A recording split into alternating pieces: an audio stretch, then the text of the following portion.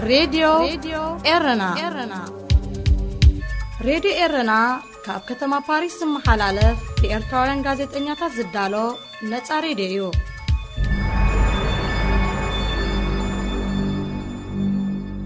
كبرا سمعتنا نايلومي حاموس شمون تتكمتي فنونا يفلم الله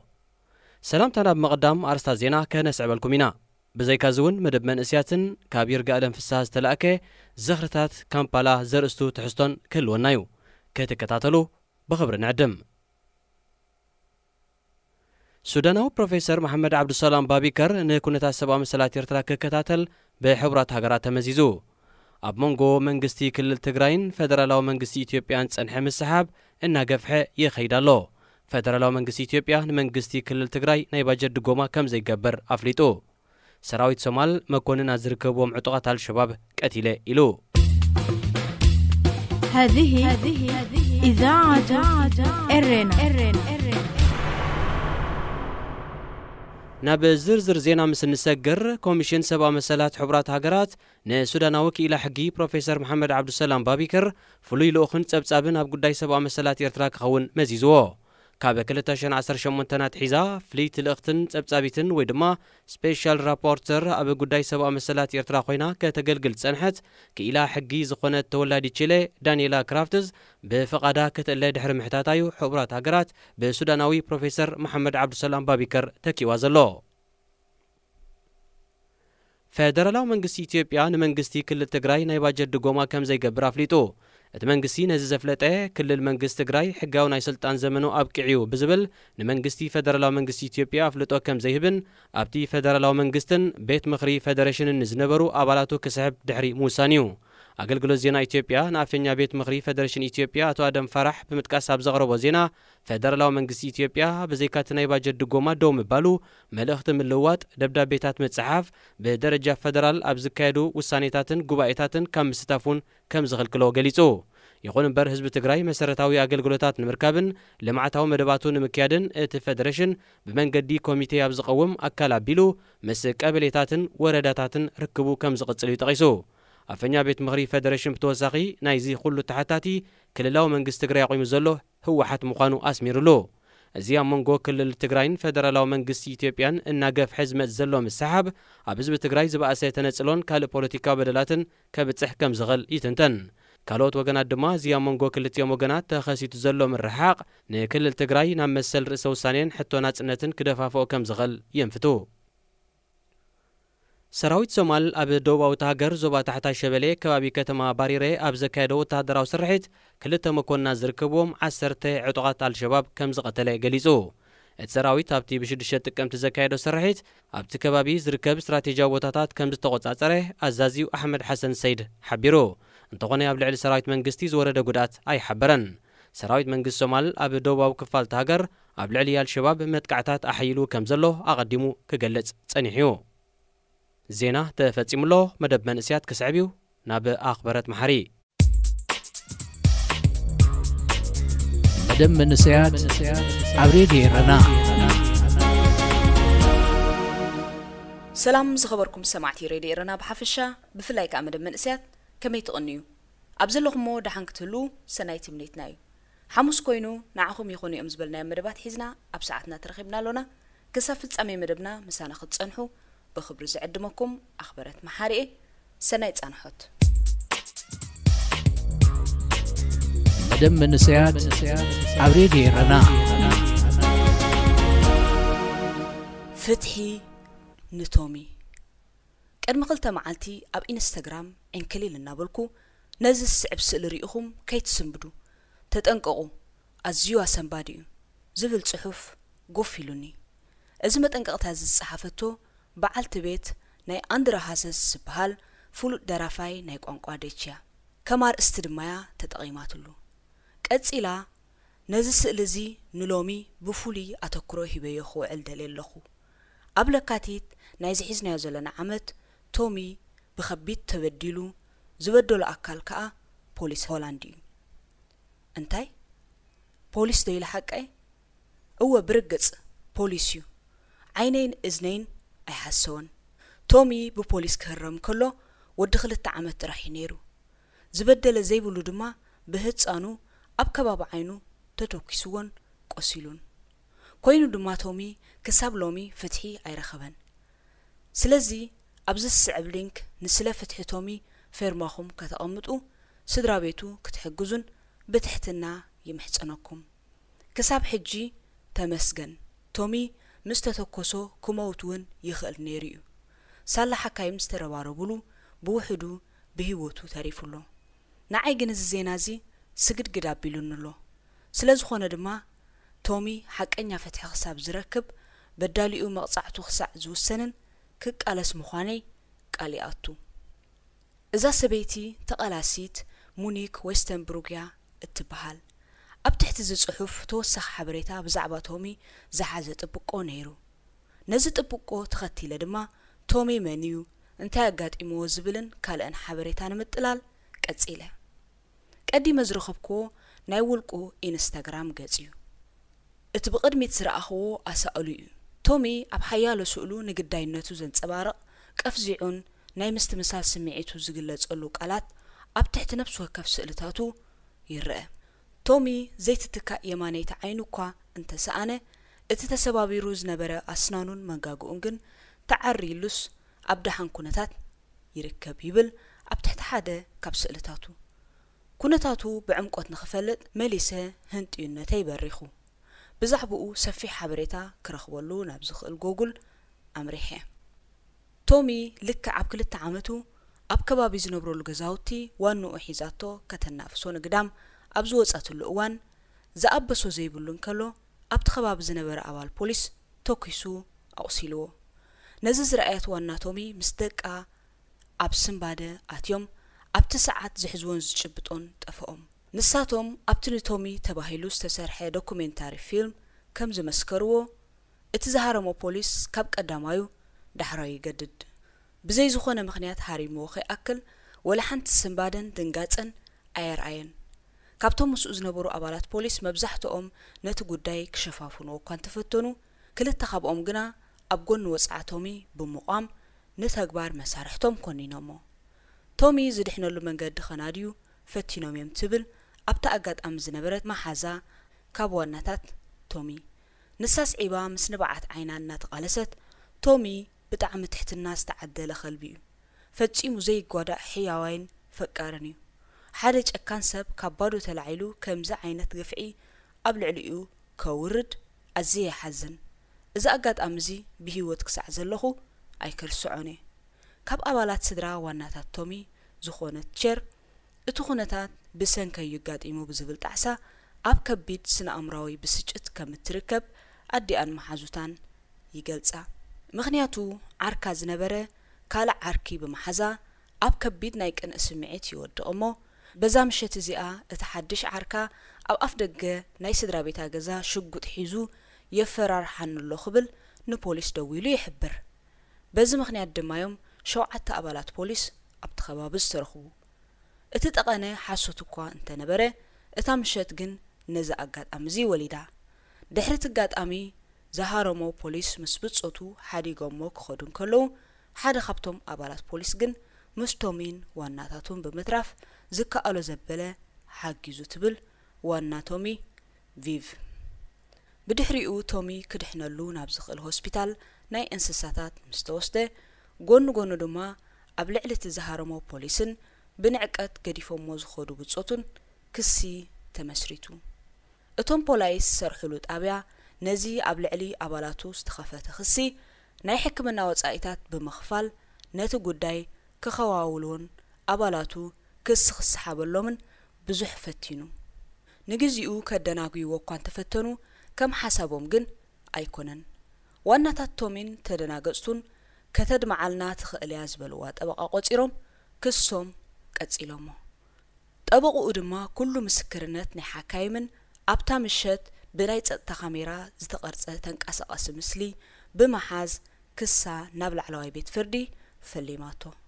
ንሳ ትብል በዚ ኣብ ልዕሊ ቶሚ ዝወረደ ኣሰቃቂ ግፍዒ ኣዝየ እኳ እንተሓዘንኩ ካብኡ ንላዕሊ ግን ኣብ ዓዲ ሕጊ ቶሚ ፍትሒ ብምስኣኑ ከም ሰብ ብጣዕሚ ደንጽዩንን ኣሕዚንሉላ ኣሎ ኣስዒባ ድማ ዝኾነ ሰብ እቲ ተንቀሳቓሲ ምስሊ ወይ ቪድዮ እንተዘይርኢ ኣይኣምንን ፖሊስ ውን ሓቁ እንታይ ምስክርነት ሒስኩም ምበለ እንተኾነ ግን ቶሚ ከም ዝተበደለን ብጭካነ ናይቶም ኣባላት ፖሊስ ግዳይ ስንክልና ከም ዝኾነን ኣብቲ ቪድዮ ብንጹር ተሰኒዱሎ ካሜራ ከዓ ክሕሱ ኣይክእልኒ እዚ ስእሊ ዝረኣየ ሰብ እዚ ክስተት ኣብ ሆላንድ እዩ ኣጋጢሙ ኢሉ ከኣምን ክኸብዶ ከም ዝኽእል ድርግጸኛ እየ ምኽንያቱ ሆላንድ ዓዲ ሕግን ፍትሕን ምዃና ኩልና ንፈልጥ ኢና ትብል ቶሚ ከም ዝኣቐዲሙ ዝተገልጸ ጉዳዩ ኣብ ቤት ፍርዲ እኳ እንተሃለወ መሰሉ ተጋሂሱ እዩ ዝብል ናይ ህዝቢ ድምፂ ከዓ የጋውሓሎ በዚ መሰረት እዚ ጉዳይ ሚኒስትሪ ፍትሒ ብቐጥታ ንኽሪኦ ፌርማ ይእከባሎ ክሳብ ሎ መዓልቲ 69,000 ፌርማ ተኣኪቡሎ እዚ ጉዳይ ሚኒስትሪ ፍትሒ ንኽሪኦ ናይ 1,000 ሰባት ፌርማ ጥራሕ ተሪፍዎ ዘሎ ብድሕሪኡ ቶም ኣባላት ፖሊስ ኣምሳያ ናይቲ ቅድምን ድሕርን ኣብ ልዕሊ ቶሚ ዘውረድዎ በደል ከቢድ መቕጻዕቲ ክወርዶም ከም ዝኽእል እያ ጠበቑኡ ግምታ ኣቐሚጣ ዘላ ብዙሓት ማዕከናት ዜናታት ሆላንድ ከምኡውን ህቡባት ሰባት 4 ጥቅምቲ ዓለም ለኻዊ መዓልቲ እንስሳታት ምኽንያት ብምግባር ዓቢ ሽፋን ሂበንኦ ቀኔን ሬድዮ ኤረና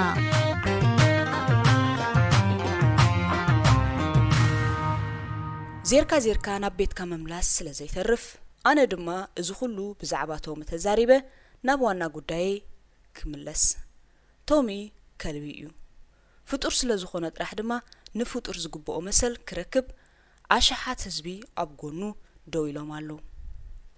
እዚ ዜና እዚ ንኸም በዓል ካብ ኤርትራ ዝመጸ ሰብ ኣዝዩ ክገርሞ ዝኽእል ዓይነት ዜና እኳ እንተኾነ ብዕምቆት ክሪኦ ንዝፈተነ ሰብ ግን ኣብ ሓደ ሃገር ሕጊ ክሳዕ ክንዲ ምንታይ ኣገዳስን ይጽንሓለይ ዘይበሃሎ ጉዳይ ምዃኑን እዩ ዝበርሃልካ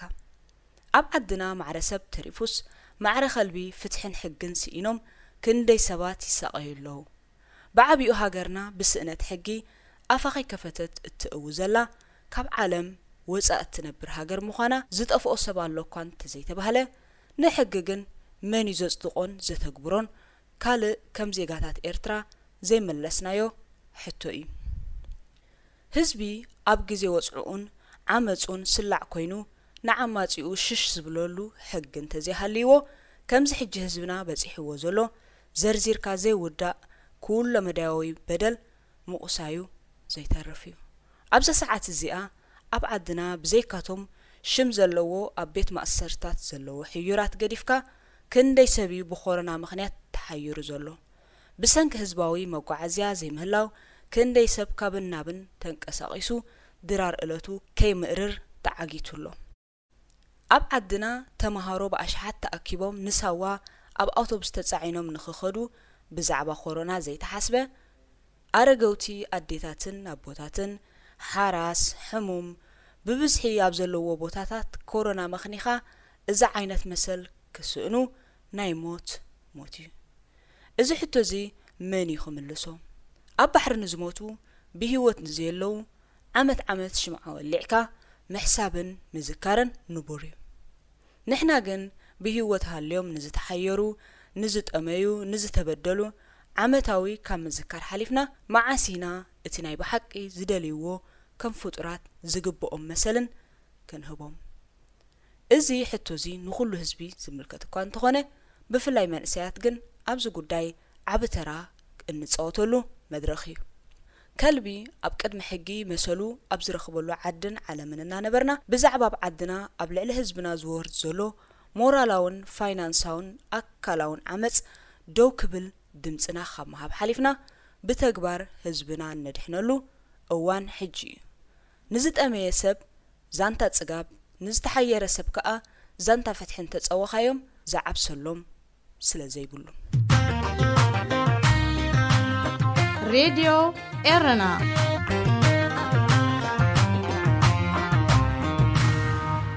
ኣብ ሃገር ሆላንድ ንኣዋርሕ ኣብ መስርሕ ዝጸንሐ ኮሮና ኣፕሊኬሽን ካብ ዝሓለፈ ቀዳም ጀሚሩ ኣብ ስራሕ ክውዕል ተፈቒዱሉ ኣሎ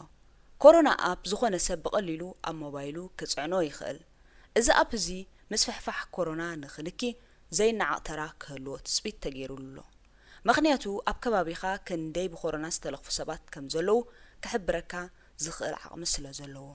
إذا حبريتا زي أوتوماتيك بجي-بي-إسن بلوتوزن ناب موبايلكا زمتص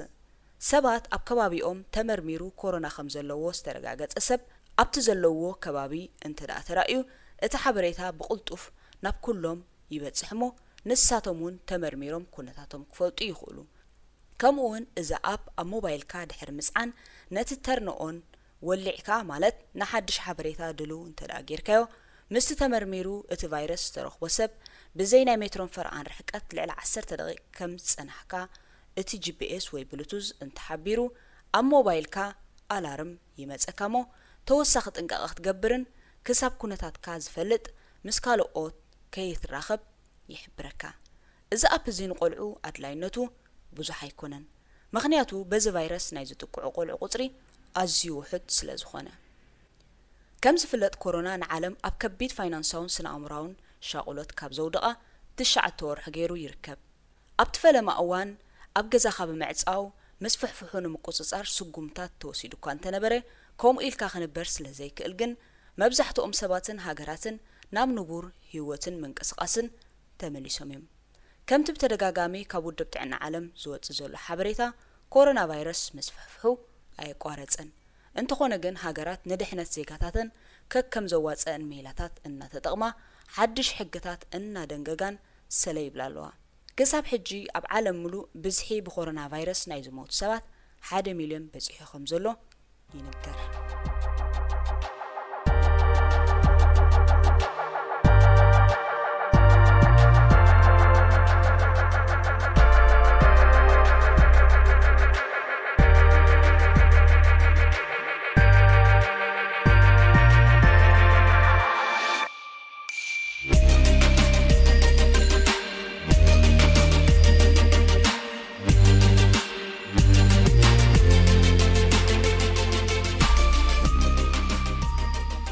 تمرامرتي سنة أفر أب هو زقلقل حدش عين مدري سريحهم سبات ناب هو دحر مخادم عين مدري مالت شقاق كما يتقوم زبل نيبزحات سبات حتو أب هو خونكا عين مدري متقام كبي دابر سمخانو اتتصنح عين مدري دما نتخبدت زي قلل يبلو أبالات ناسا إذا حدش عين مدري قنا هيوتهم كقللهم كم زخقليهم ززارو زلو أب هو عين مدري متقام ويناب أمخات كبيد كابز قبروا حدا أب هو سحبت مدري زي مهلاويو شقاق أب هو كما مدر زلو أيكونن أب هو سحبت مدري سلازيلة نشقاق نخخدو زهلو من قصقاص دما فوليو تقامنت نايز حدش عين مدري نمتقامو زقال لخام مخان حاليفو شنت ماي تمسرحيو نابز ستماي كغير كم زحجزونيو تفليت زلو أب هو كلهم فسستي مالت رهاز انشنتن تمسرحهم زستما يوم زقلقلو إذا حد الشقاء نخسرح كبابي 23 مليون كم زودة ناسا أبقصاتو حبيرو له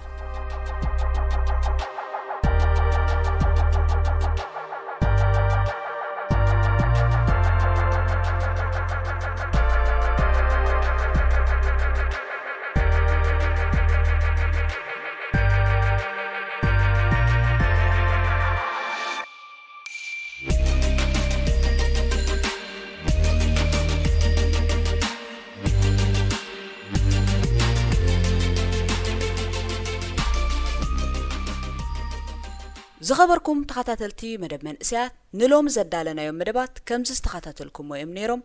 منمكتتالكم عزينا نمسجنا بزقربنا لكم مدبات عقبكم كتكونوا تسفانايو أم مدبكم مدب من اسيات نزهلوكم حتى يكون رئيتو ويون بتحسوتاتكم كتساتفو مستدليو بأدراشانا readyerana@gmail.com كوم ودما بقصر تليفوننا 00 71 سوسان حدن 5 76 24 كم أون بناي فيسبوك أدراشنا مدب من ساعات أبريدي إرنا بمبال كتوكسونا كما تخلو كنحبركم نفتو كساب زمت حموس مزترفو مدبات ريدي إرنا نحدقكم سنايك أنا راديو إرنا كاب كتما باريس محلالف بإرتوارن غازت إنياتا زدالو نتا راديو كبراس سمعتنا بيرقال انفسانا بستدالوه زخرتات كامبالا زرستو تحستو ክንሰግሪና ቀድሚ ግና ንምዝኻር ቀንዲ ነጥብታት ዜና ከስማዕኩም ኮሚሽን ሰብኣዊ መሰላት ሕቡራት ሃገራት ንሱዳናዊ ክኢላ ሕጊ ፕሮፌሰር መሐመድ ዓብዱሰላም ባቢከር ፍሉይ ልኡኽን ጸብጻብን ኣብ ጉዳይ ሰብኣዊ መሰላት ኤርትራ ክኸውን መዚዝዎ ካብ 2018 ናትሒዛ ፍልይቲ ልእኽትን ጸብጻቢትን ወይ ድማ ስፔሻል ራፖርተር ኣብ ጉዳይ ሰብኣዊ መሰላት ኤርትራ ኮይና ከተገልግል ጸንሐት ክኢላ ሕጊ ዝኾነት ተወላዲ ቺሌ ዳንኤላ ክራፍትዝ ብፈቓዳ ክትእለ ድሕሪ ምሕታታዩ ሕቡራት ሃገራት ብሱዳናዊ ፕሮፌሰር መሐመድ ዓብዱሰላም ባቢከር ተኪዋ ዘሎ ፌደራላዊ መንግስቲ ኢትዮጵያ ንመንግስቲ ክልል ትግራይ ናይ ባጀት ድጎማ ከም ዘይገብር ኣፍሊጡ እቲ መንግስቲ ነዘፍለጠ ክልል መንግስቲ ትግራይ ሕጋዊ ናይ ስልጣን ዘመኑ ኣብቅዕዩ ብዝብል ንፌደራላዊ መንግስቲ ኢትዮጵያ ፍልጦ ከም ዘይህብን ኣብቲ ፌደራላዊ መንግስትን ቤት ምክሪ ፌደሬሽንን ዝነበሩ ኣባላቱ ክስሕብን ድሕሪ ምውሳን እዩ ሰራዊት ሶማል ኣብ ደቡባዊት ሃገር ዞባ ታሕታይ ሸበሌ ከባቢ ከተማ ባሪራ ኣብ ዘካየደ ወተሃደራዊ ስርሒት ክልተ መኮንናት ዝርከቦም 10 ዕጡቓት አልሸባብ ከም ዝቐተለ ገሊጹ እቲ ሰራዊት ኣብቲ ብ6 ጥቅምቲ ዘካየደ ስርሒት ኣብቲ ከባቢ ዝርከብ ስትራቴጂያዊ ቦታታት ከም ዝተቆጻጸረውን ኣዛዚኡ ኣሕመድ ሐሰን ሰይድ ሓቢሩ እንተኾነ ኣብ ልዕሊ ሰራዊት መንግስቲ ዝወረደ ጉድኣት ኣይገለጸን እዚ ድምፂ ሬድዮ ኤረና እዩ ሬድዮ ኤረና ሬድዮ ኤረና ካብ ከተማ ፓሪስ ዝመሓላለፍ ብኤርትራውያን ጋዜጠኛታት ዝዳሎ ነጻ ሬድዮ እዩ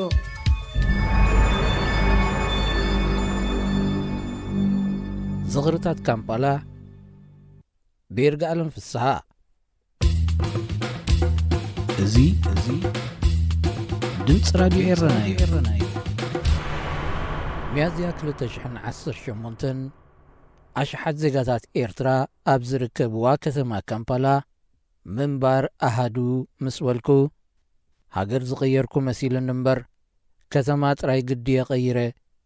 ኢለ ክሳብ ዝሓስብ ኮይኑ እየ ካብ ኤርትራ መጽየ ክነሰይ ኤርትራ ሓሊፋ ዝጸንሓትኒ ክሳብ ዝመስለኒ ዝገብር ኩነታት ስለ ዝበዝሐኒ ኣብኡ ዝነበረ ብዝሒ ኤርትራዊ ስለ ዝገረመኒ እዛ ምዕቁባ ሸሓት ኤርትራውያን ብምዃን ካብ ብዙሓት ካልኦት ኣፍሪቃውያን ሃገራት እትምረጽ ሃገረ ዩጋንዳ ንማንም ዜጋ ካልእ ሃገር ማዕጽዋ ርሑው እዩ ዝነበረ ከምዚ ሎሚ ንዓለም ኣፍ ደገታታ ከተጽንዕን ከተጽብብን ዝገበር ኣብ ኤርትራ ንዘለዉ ኣራዊት ድማ ህዝቢ ከሳቒዩን ክረግጹን ተወሳኺ ዕድል ዝሃበ ኮሮና ዝተባህለ ከይመፀን ከሎ ማለት እዩ ካብ ኤርትራ ብዙሕ ዘይፍለ ኩነታት ኣየራን ለምለም ምድራን ዓዲ ድኻን ሃብታምን ዓዲ ጓናን ጋሻን እያ ዩጋንዳ ከም ዓቕምኻ ንኽትነበር ከምኡ ኢንታኻ ንኽትወፍር ብምፍቃዳ ኸኣ እንተዘይህሉ ንእትመርጾም ሸነኻት ህይወታ ማለት ዓበራታ ከም እትለማመዶምን እትቕበሎምን ዝገብር ሓይል ኣለዋ ርእሲ ከተማ ዩጋንዳ ካምፓላ ነብሪ ንዝጎዮዮም ዝብኢ ንዝሓንሓንሎም ተመን ንዝተተናኸሎም ሓርገጽ ንዘንባሃቖሎም ውፃእ መዓት ኤርትራውያን መውሃቢት ትንፋስ እያ ኣብቲ እዋን ካብ ፈተውቲ ዝተለኣከትለይ ላፕቶፕ ብበዓል ሞያ ንኸርእያን ንስራሕ ድልውቲ ምእንቲ ክትከውንን ናብ ክኢላ ክወስዳ ስለ ዝደለኹ ብሓበሬታ ደቂ ሃገረይ ናብ ሓደ ትካል ከድኩ በዓል ትካል ረኺበዮ ቁልጡፍ ኣዘራርብኡ ዱልዱል መንእሰይ እዩ ስም ዝለኣኸኒ ሰብ ጠቒሰ ጉዳየይ ምስ ነገርክዎ ብዓውታ ጸውዕ እሞ ነቲ ብትሕትኡ ከም ዝሰርሕ ዝገመትክዎ ክኢላ ኮምፒተር ንስራሕ ድልውቲ ክገብረለይ ነገሮ ቀጺሉ ንጽባሒቱ ክወስዳ ዝኽእል እንተኾይነ ሓተተኒ ሒዘያ ክኸይድ ስለ ዝመረጽኩ ፊቱ ብዝነበረ ሰድያ ኮፍ ንኽብል ዓደመኒ ካበይ ኢኺ ብሕትኡ ዕላል ተኸፍተ ካብ ኤርትራ መለስኩ ክንደይ ጌርክብዚ ሓደ ወርሒ ጋሻ ኢኺ ግራምን ፍሽኽታን ብዝተሓዋወሰ ስምዒት ከመይ ረኺብክያ ካምፓላ ወስኸ ጽቡቕ ደስ ዝብል ዓዲዩ ለምለም ካብቲ ዝመሰጠኒ ነገራት ካምፓላ ጠቐስክሉ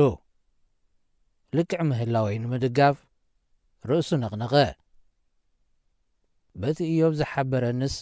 ዕብይ ዝበለ ክትከውን ተጸብየ ነይረ እስኻ ግን ንእሽተ ኢኻ መዕለልየ ሓሲበዮ ብድድ በለ ንዕሞ ንዕቐርየኪ ዳርጋ ወጢጡ ናብቲ ቴሌቭዥን ዝነበረቶ ክፍሊ ወሰደኒ ሸበድበዱ ተራእየነን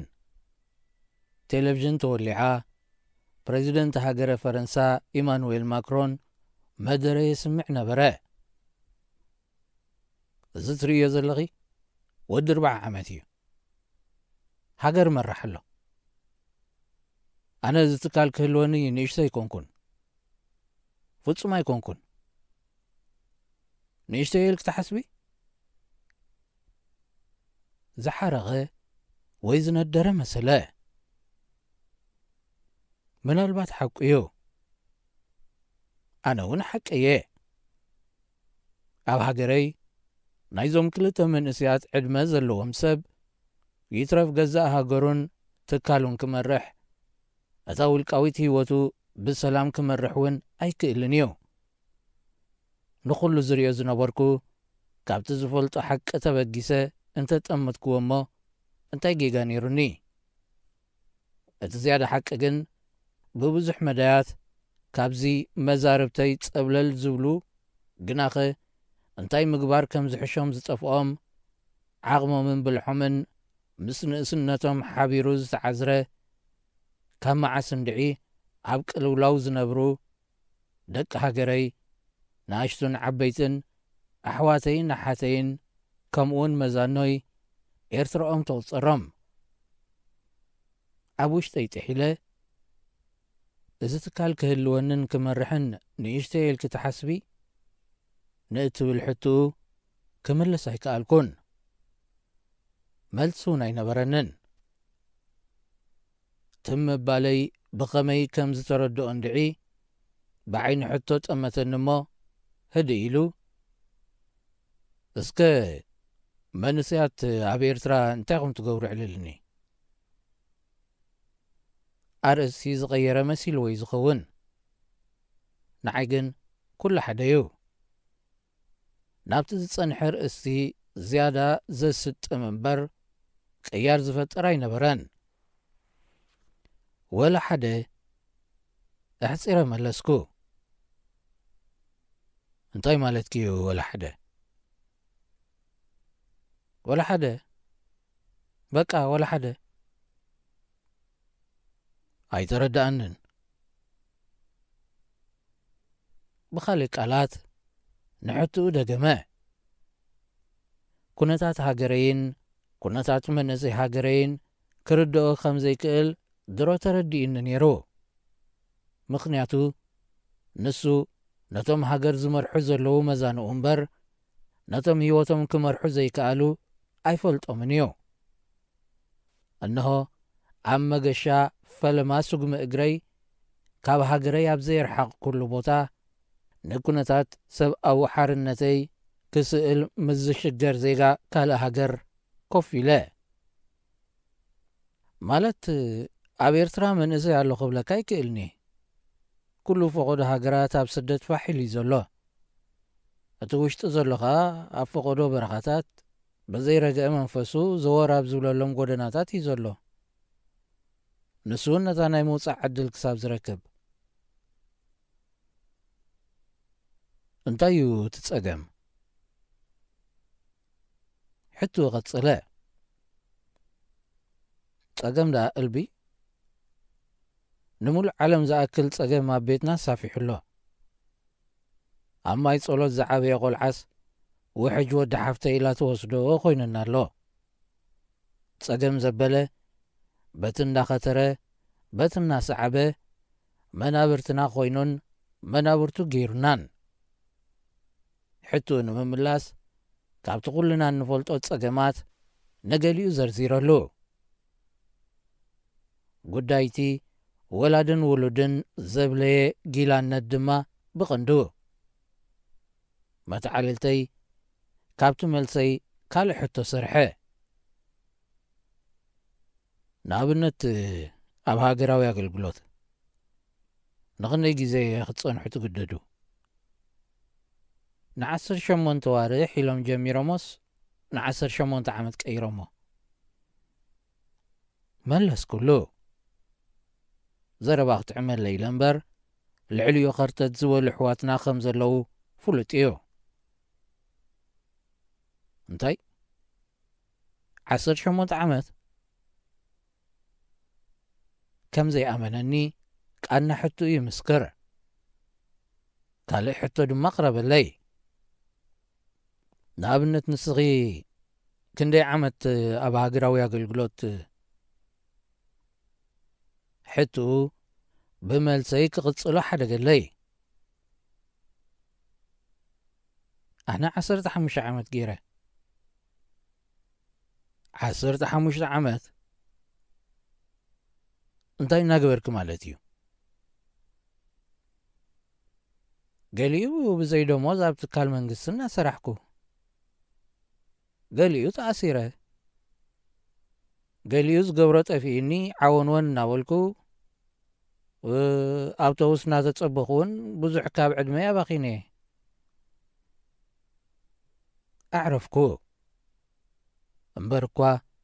ኣብቲ 15 ዓመታት ካልእ ዝገበርክዎ ፍረ ኣልቦ ነገር እውን ኣይምተሳነን ልክዕ ከም ትጽቢተይ ካብ ዕላለይ ካልእ ዘይበረሃሉ ነገር ረኸበ ኣብታ ተኣሲረ እትብል ነጥቢ ኸዓ ዝያዳ መብርህ ደለየ ስለምንታይ ንኽንደይ ዝነውሓቱ ግዜ ኣብ ከመይ ዝበለ ኩነታትን ቦታን ዝርከብዎም ሓያሉ ሕቶታት ኣስዓበ እሞ ሓደ ብሓደ መለስኩሉ ኣብዛ ርእሲ እዚኣ ምስ በጻሕና ድማ እዩ ኣዒንቲ ክልቴና ብንብዓት ዘቕበበ ጸጥታ ሰፈነ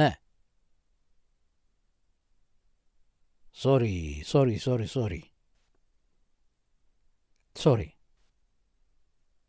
ደጋገመ እሞ ገለ ነገር ክሕግዘክም እደለኹ መደብኪ ኸመይ ይፈልጥን ግን ኣብዚ ትካልና ቋንቋታት እንግሊዝን ፍሬንችን ከምኡውን ኮምፒተር ኢና ንምህር ዝደለኽዮ ክትመሃር ድማ ኣነ ክኸፍለልክ ድልው እየ ኣዒንቱ ኣብ ገጸይ ተኸለ እንታይ ክብል ከም ዘለኒ ጠፍኣኒ እተን ዛንታይ ክነግሮም ከለኹ ዝዓቖርክወን ንብዓት ንምስጋና ክዓኽወን ይርጋኣሎም ፍስሓ ሬድዮ ኤረና ሬድዮ ኤረና ካብ ከተማ ፓሪስ ዝመሓላለፍ ብኤርትራውያን ጋዜጠኛታት ዝዳሎ ነጻ ሬድዮ እዩ